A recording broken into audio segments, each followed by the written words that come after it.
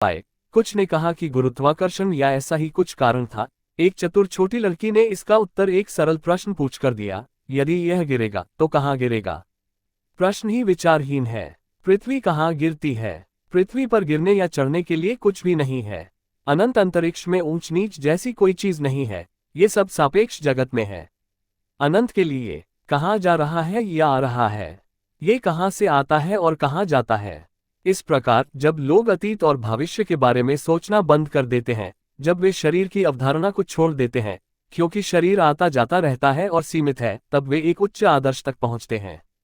शरीर वास्तविक मनुष्य नहीं है, इसलिए मन भी नहीं है, क्योंकि मन भी सिकुड़ता और विकसित होता है।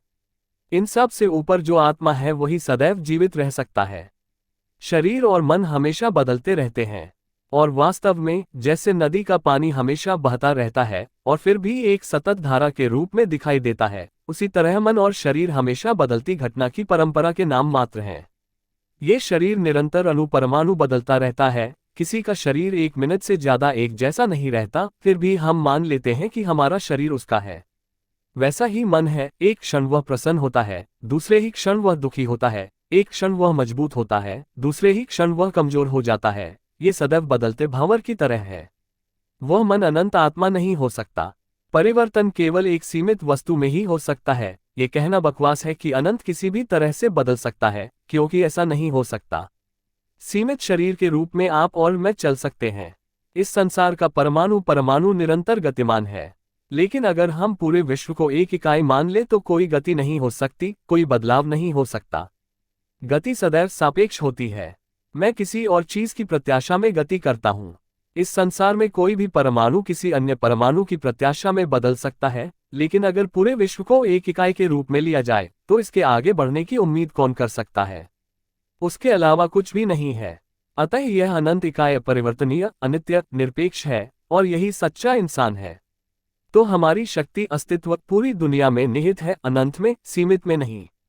यह विचार कितना भी सुखद क्यों न हो कि हम छोटे, सीमित और सदैव परिवर्तनशील प्राणी हैं, ये सभी प्राचीन भ्रम हैं। अगर लोगों से कहा जाए कि आप सर्वव्यापी ब्रह्मांड हैं, तो वे डर जाते हैं। उन सभी चीजों के माध्यम से जो आप काम करते हैं, उन सभी पैरों के माध्यम से जिनके माध्यम से आप चलते हैं, उन सभी के माध्यम से जिनके माध्यम से आप बोलते हैं, और उन सभी के माध्यम से जिनके माध्यम से आप महसूस करते हैं। जब लोगों को ये बताया जाता है तो वो डर जाते हैं। वे अक्सर आपसे पूछेंगे कि क्या हमारा व्यक्तित्व नहीं होगा? ये कैसा व्यक्तित्व है? मुझे इसे देखना है। एक छोटे लड़के की मूंछें नहीं है। जब वह पिछले 2 में जवान होने पर उसे मूंछें और दाढ़ी मिल जाती है। अगर व्यक्तित्व शरीर में है तो दाढ़ी मूंछ बढ़ते ही खत्म हो जाएगा। यदि मेरा व्यक्तित्व मेरे शरीर में है, यदि मैं एक आंख या एक हाथ खो दूं, तो वह व्यक्तित्व नष्ट हो जाता है। फिर एक शराबी को भी यह सोचकर शराब नहीं छोड़नी चाहिए कि उसकी हस्ती चली जाएगी। एक चोर को भी अच्छा आदमी नहीं बनना चाहिए, क्योंकि वह अपनी हस्ती खो देगा। ऐसे डर से किसी भी मनुष्य को अपनी आदतें नहीं बदलनी चाहिए। अनंत के अतिरिक्त कहीं कोई वैयक्तिकता नहीं है। यह एक ऐसी स्थिति है जो कभी नहीं बदलती। अन्य सभी चीजें सदैव परिवर्तन की स्थिति में रहती हैं। साथ ही व्यक्तित्व स्मृति में नहीं रह सकता। मान लीजिए कि सिर पर चोट लगने से मैं अपना सारा अतीत भूल जाता हूं, फिर मेरा सारा व्यक्तित्व नष्ट हो गया और मैं कहीं का नहीं रहा। मुझे अपने बचपन के 2-3 साल याद नहीं, और यदि स्मृति और अस्तित्व एक ही हैं, तो जो कुछ मैं भूल गया हूं वह नष्ट हो गया है। मैंने जीवन का वह हिस्सा नहीं जिया है जो मुझे याद नहीं है। व्यक्तित्व का ये विचार बहुत संकीर्ण है। हम अभी व्यक्ति नहीं बने हैं। हम अभी भी वैयक्तिकता प्राप्त करने का प्रयास कर रहे हैं। वह व्यक्तित्व ही अनंत है और वही मनुष्य का सच्चा स्वरूप है। जिसके पास सारे जगत में जीवन है वह सचमुच जीता है। जैसे जैसे हम अपने जीवन को सीमित चीजों पर केंद्रित करते हैं, हम तेजी से मृत्यु की ओर बढ़ते हैं। जिन क्षणों में हम दुनिया के लिए, दूसरों के लिए अपना जीवन जीते हैं, हम अपना सच्चा जीवन जीते हैं। इतना सीमित जीवन जीना मृत्यु है, और इसलिए हम मृत्यु से डरते हैं। मृत्यु के भय पर तभी विजय प्राप्त की जा सकती है जब मनुष्य को यह एहसास हो कि वह स्वयं तब तक जीवित है जब तक पूरी दुनिया में एक भी जीवित प्राणी है।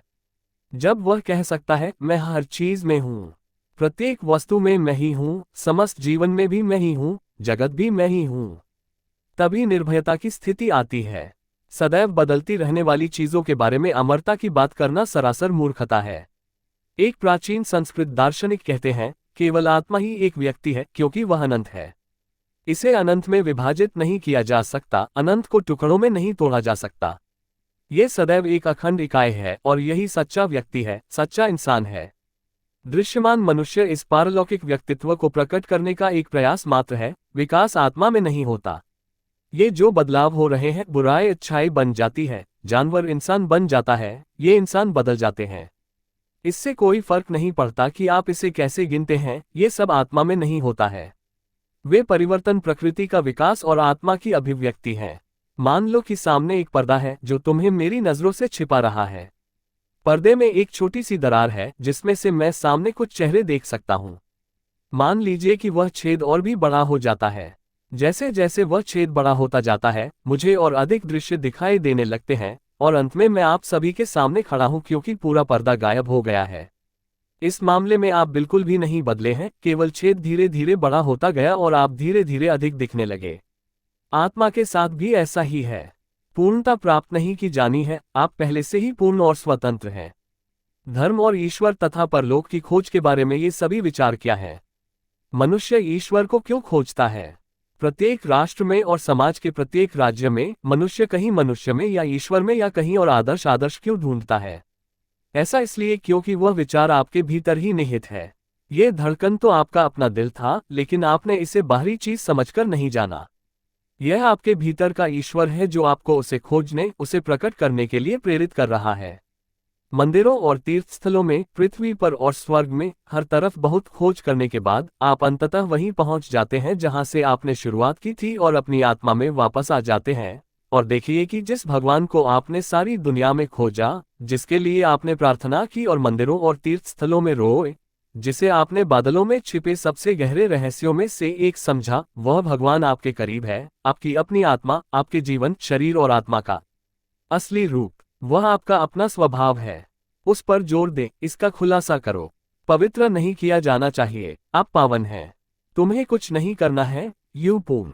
प्रकृति एक पर्दे की तरह है जो सार को दुनिया से छुपाती है। आपका प्रत्येक अच्छा विचार या अच्छा कार्य इस पर्दे को फाड़ने का ही कार्य प्रतीत होता है, और पवित्रता, अनंतता, ईश्वर पीछे स्वयं को और अधिक प्रकट करता है। यह मनुष्य का संपूर्ण इतिहास है। जैसे जैसे पर्दा पतला और पतला होता जाता है, बैकलाइट और अधिक चमकदार होती जाती है। क्योंकि चमकना तो उसका स्वभाव है। इसे जाना नहीं जा सकता, हम इसे व्यर्थ ही आजमाते हैं। यदि यह जानने योग्य होता तो यह वैसा नहीं होता जैसा यह है, क्योंकि यह शाश्वत है। ज्ञान ही सीमा है, जानना। ये किसी चीज में दृश्यता लाना है। वह हर चीज का शाश्वत सत्ता है, इस दुनिया का शाश्वत गवाह है, आपकी अपनी आत्मा है। ज्ञान एक निचली अवस्था अवनति की तरह है। हम शाश्वत ज्ञाता हैं, हम इसे कैसे जान सकते हैं? यह प्रत्येक मनुष्य का वास्तविक स्वभाव है और विभिन्न तरीकों से वह इसे प्रकट करने के लिए इच्छुक है, अन्यथा इतने सारे नीति नियम क्यों हैं? समस्त नीतिशास्त्र की व्याख्या और कहाँ है? एक ही विचार विभिन्न रूपों में व्यक्त, सभी धर्मग्रंथों के केंद्रीय विचार के रूप में तैरता है, दूसरों का भला करने का।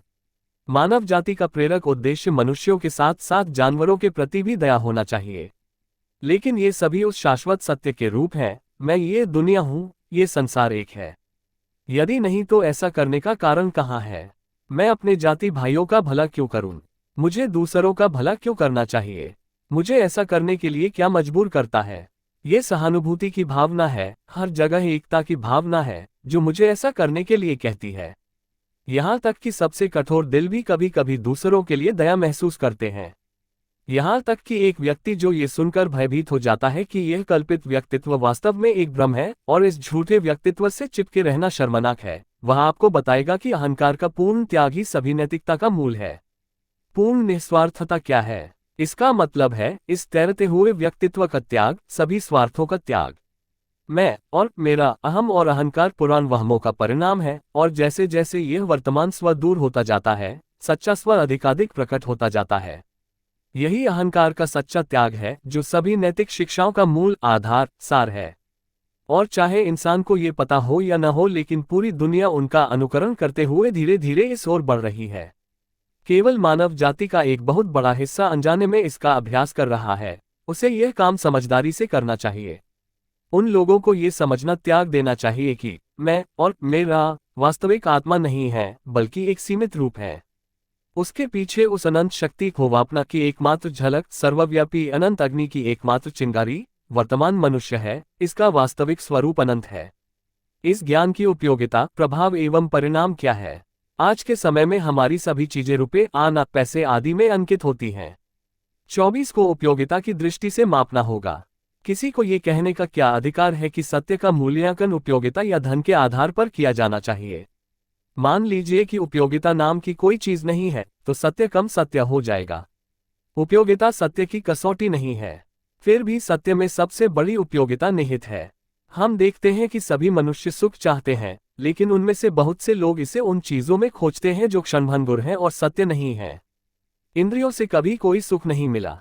किसी भी व्यक्ति को इंद्रियों में या इंद्रियों के आनंद में कभी भी खुशी नहीं मिली है। सुख केवल आत्मा में ही पाया जा सकता है। इसलिए मानव स्वयं के लिए सर्वोच्च उपयोगिता आत्मा में खुशी के लिए प्रयास करना है। दूसरी बात यह है कि अज्ञान सभी दुखों का सबसे बड़ा कारण है। बुनियादी अज्ञानता यह मानना है कि आत्मा रोती है, पीड़ा सहती है और संत है। समस्त अज्ञानता का आधार यह है कि हम मानते हैं कि हम एक छोटा मन, एक छोटा शरीर हैं, भले ही हम एक अमर, सदैव शुद्ध, सदैव चेतन स्वरूप हैं। यही सारे स्वार्थ की जड़ है।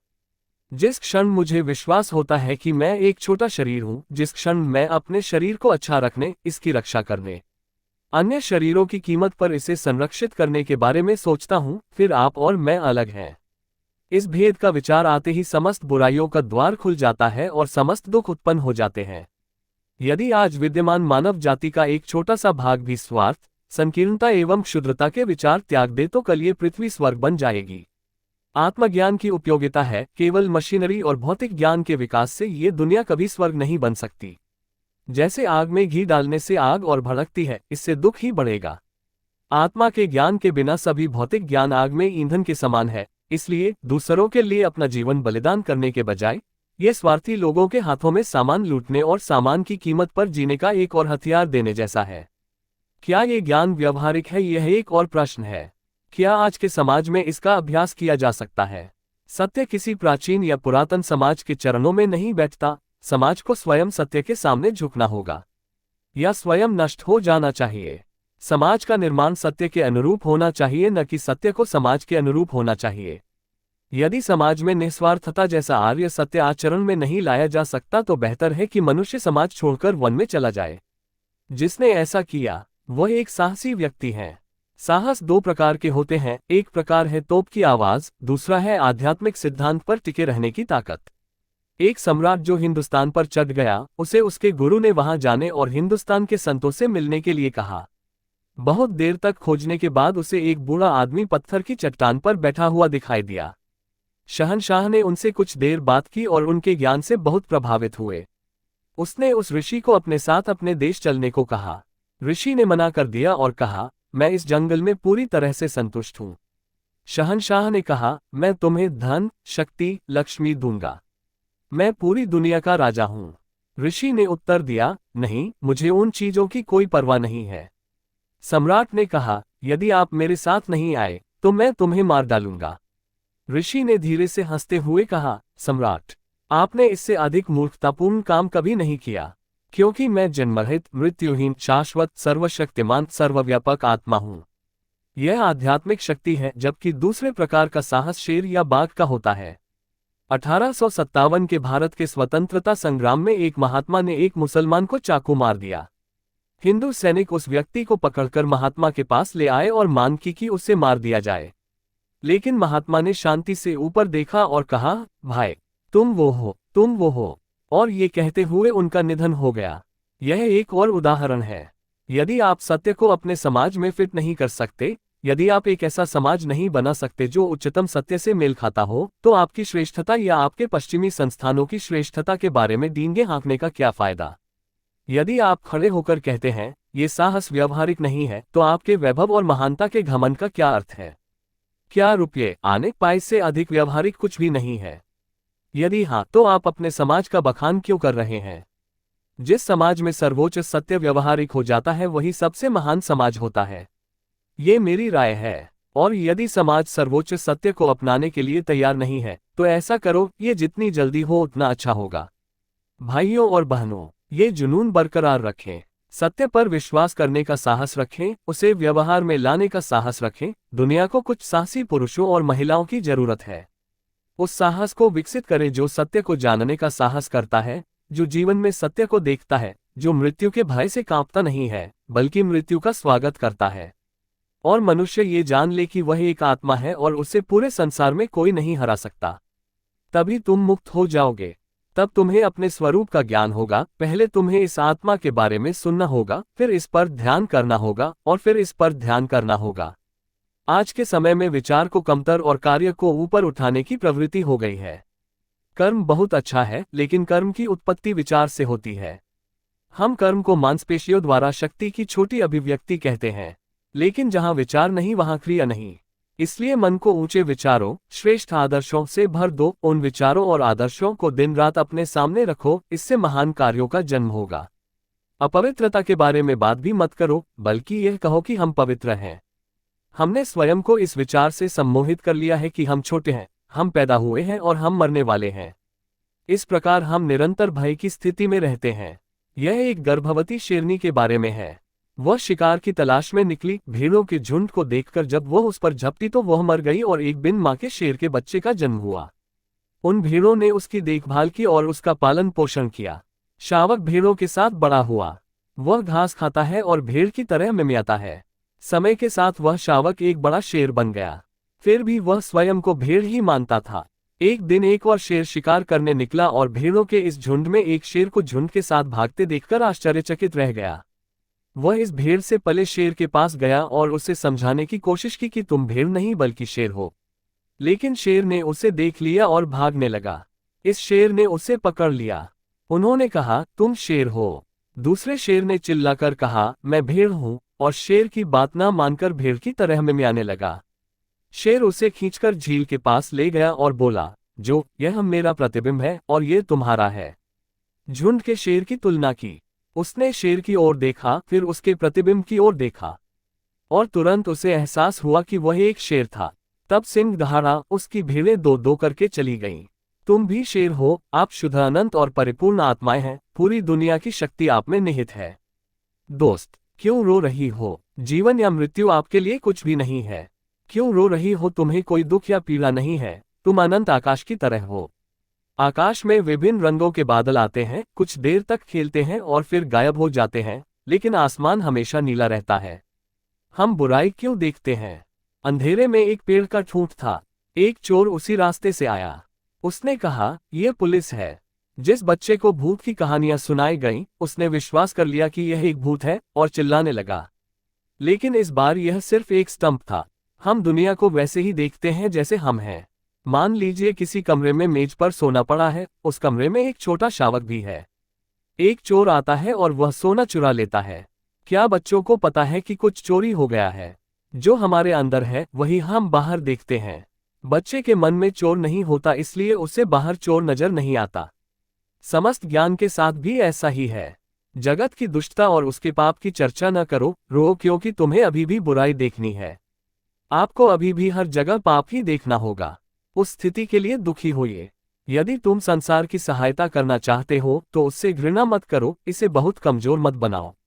क्योंकि यह सब कष्ट और पाप आखिर है क्या? ये सब कमजोरी के परिणाम के अतिरिक्त और क्या है? ऐसे उपदेशों से विश्व दिन प्रतिदिन कमजोर होता जा रहा है। इंसान को बचपन से सिखाया जाता है कि तुम कमजोर हो और पापी हो। यहाँ तक कि दिखने में सबसे कमजोर व्यक्ति से भी कहें कि आप सभी गौरवशाली अमरता की संतान हैं। बचपन से ही उनके मन में रचनात्मक, दृढ़ और सहायक विचार आने दें। यह मत सोचिए कि आप खुद को कमजोर और अपंग बना रहे हैं, बल्कि ऐसे विचारों के लिए तैयार रहें। मन में सदैव कहें, दम वोम, मैं वह हूं, मैं वह हूं। यही विचार रात दिन तुम्हारे मन में गीत की भांति गूंजता रहे। मरते समय भी यही कहना, सौत, मैं वही हूं। सच तो यह है कि संसार की अनंत शक्ति आपकी ही है। उन भ्रमों को दूर करें जो आपके दिमाग पर छा गए हैं। आइए हम साहसी बने। सत्य को जानो और सत्य को आचरण में लाओ। भले ही लक्ष्य दूर हो, उठो उठो और तब तक मत रुको जब तक लक्ष्य प्राप्त न हो जाए।